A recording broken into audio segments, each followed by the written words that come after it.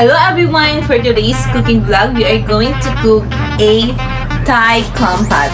Here's the ingredients, guys.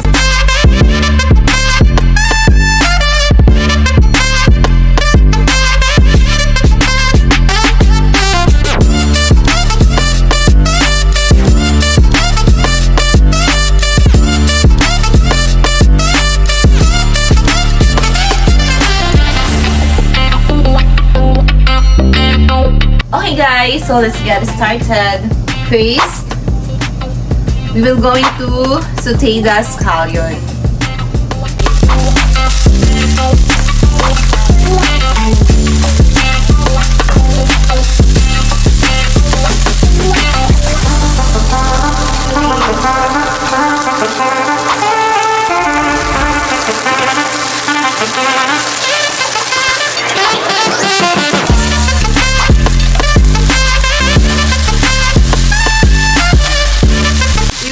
Cover it 3 minutes.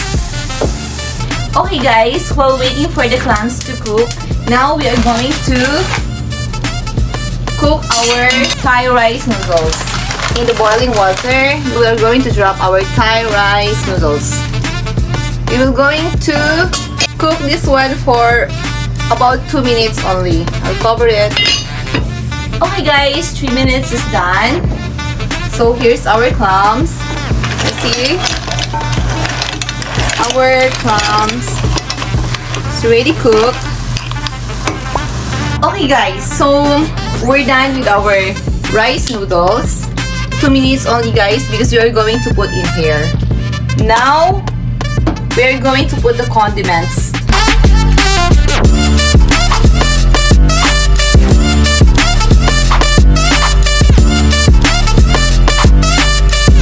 Let's drain the Thai rice noodles. Rinse the noodles with fresh water, guys.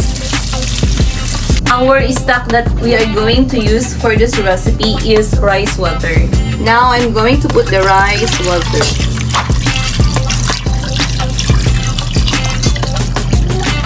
We already poured all the condiments. Now we are going to close and we will wait for 5 minutes. We will bring it into a boil. Okay guys, so here's our rice noodles.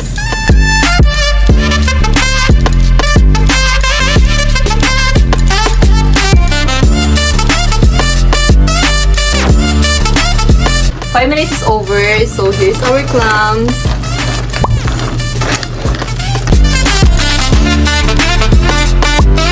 Okay guys, we're done. Let's now do the plating.